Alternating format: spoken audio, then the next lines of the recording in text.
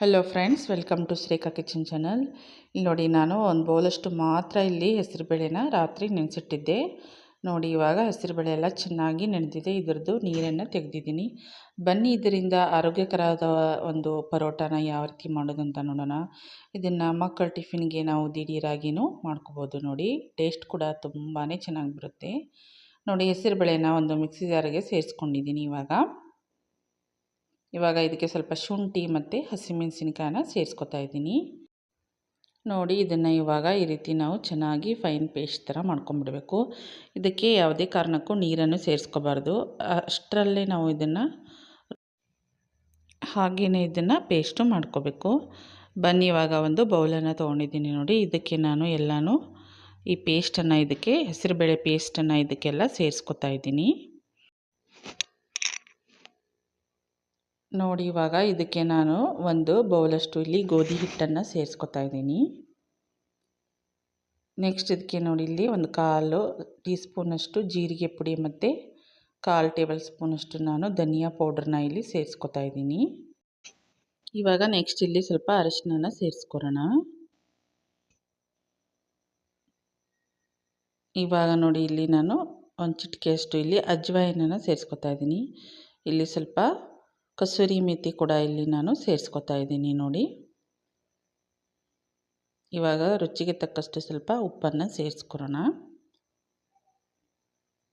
ಇಲ್ಲಿ ನೋಡಿ, ಇವಾಗ 1/4 ಟೇಬಲ್ ಸ್ಪೂನಷ್ಟು ಅಚ್ಚ ಖಾರದ ಪೌಡ್ರನ್ನ ಸೇರಿಸ್ಕೊಂಡಿದ್ದೀನಿ. ನಿಮಗೆ ಖಾರಕ್ಕೆ ಅನುಗುಣವಾಗಿ ನೀವು ಸೇರಿಸ್ಕೋಬೋದು. ಇಲ್ಲಿ ಒಂದು 1/4 ಟೇಬಲ್ ಸ್ಪೂನಷ್ಟು ನಾನು ತುಪ್ಪನ ಸೇರಿಸ್ಕೊತಾ ಇದ್ದೀನಿ. ಅಂದರೆ ಪರೋಟ ಸಾಫ್ಟಾಗಿ ತುಂಬಾ ಚೆನ್ನಾಗಿ ಬರುತ್ತೆ. ಇವಾಗ ನೀರೇನು ಇದಕ್ಕೆ ಸೇರಿಸ್ಕೋಬೇಕಂತೇನಿಲ್ಲ. ಅದು ಹೆಸರುಬೇಳೆದು ಸ್ವಲ್ಪ ನೀರಿನಂಶ ಇರುತ್ತಲ್ಲ, ನಾವು ರುಬ್ಬಿರೋದು ಅದರಲ್ಲಿನೇ ನಾವು ಇದನ್ನು ಚೆನ್ನಾಗಿ ಕಲಿಸ್ಕೋಬೇಕು. ಬೇಕಿದ್ದರೆ ಸ್ವಲ್ಪ ನೀರು, ತುಂಬ ಗಟ್ಟಿ ಆದರೆ ಸ್ವಲ್ಪ ನೀರನ್ನು ಸೇರಿಸ್ಕೊಂಡು ಈ ಚಪಾತಿ ಎಲ್ಲ ಮಾಡ್ತೀವಲ್ಲ ಅದಕ್ಕೆ ನೋಡಿ ಸಾಫ್ಟಾಗಿ ಇದನ್ನು ನಾವು ಕಲಸಿ ಒಂದು 5 ನಿಮಿಷ ಇಟ್ಕೋಬೇಕು. ನೋಡಿ, ಇವಾಗ ಇದು 5 ನಿಮಿಷ ಆಗಿದೆ. ಅದಕ್ಕೆ ಇದನ್ನು ನಾನು ಇವಾಗ ಸ್ವಲ್ಪ ಉಂಡೆ ಥರ ತೊಗೊಂಡು ಇದನ್ನು ನಾವು ಈ ಚಪಾತಿ ಎಲ್ಲ ಮಾಡ್ತೀವಲ್ಲ ಆ ಥರ ಮಾಡಿದರೆ ಆಯಿತು.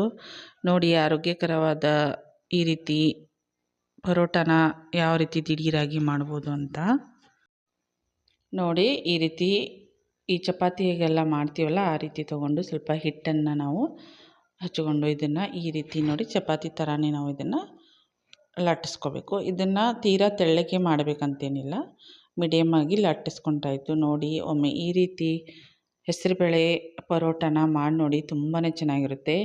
ಹೆಸರುಬೇಳೆ ಒಂದು 4 ಗಂಟೆ ಆದರೂ ನೆನೆಸಿದರೆ ಸಾಕು, ಈ ರೀತಿ ಒಂದು ಆರೋಗ್ಯಕರವಾದ ಪರೋಟಾನ ಮಾಡ್ಕೋಬೋದು. ನೋಡಿ, ಇಲ್ಲಿ ಈ ರೀತಿ ಚಪಾತಿ ಥರನೇ ನಾನು ಇದನ್ನು ಲಟ್ಟಿಸಿ ಇಟ್ಕೊತಾ ಇದ್ದೀನಿ.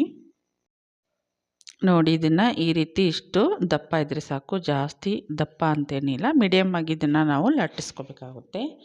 ನೋಡಿ, ಈ ರೀತಿ ಇಷ್ಟ ಆದರೆ ಸಾಕು. ನೋಡಿ, ಇವಾಗ ಹೆಂಚನ್ನು ನಾನು ಮುಂಚೆನೇ ಕಾಯಕ್ಕಿಟ್ಟಿದ್ದೆ. ಬನ್ನಿ, ಇವಾಗ ಇದನ್ನು ಬೇಯಿಸ್ಕೊರೋಣ. ಇಲ್ಲಿ ಮುಂಚೆನೇ ಸ್ವಲ್ಪ ಆಯಿಲನ್ನು ಹಚ್ಕೊತಾ ಇದ್ದೀನಿ. ಇವಾಗ ನಾವು ಮಾಡಿರುವ ಈ ಹೆಸರುಬೇಳೆ ಪರೋಟಾನ ಇದಕ್ಕೆ ಇಲ್ಲಿ ಸೇರಿಸ್ಕೊರೋಣ. ಇವಾಗ ನೋಡಿ, ಸ್ವಲ್ಪ ಆಯಿಲನ್ನು ಮೇಲುಗಡೆ ಈ ರೀತಿ ಹಚ್ಕೋಬೇಕಾಗುತ್ತೆ. ಬೇಕಿದ್ದರೆ ನೀವು ತುಪ್ಪ ಕೂಡ ಹಚ್ಕೋಬೋದು.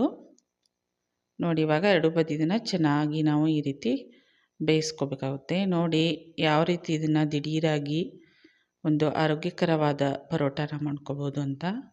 ತುಂಬಾ ಸಾಫ್ಟಾಗಿ ತುಂಬಾ ಚೆನ್ನಾಗಿ ಬರುತ್ತೆ. ನೋಡಿ,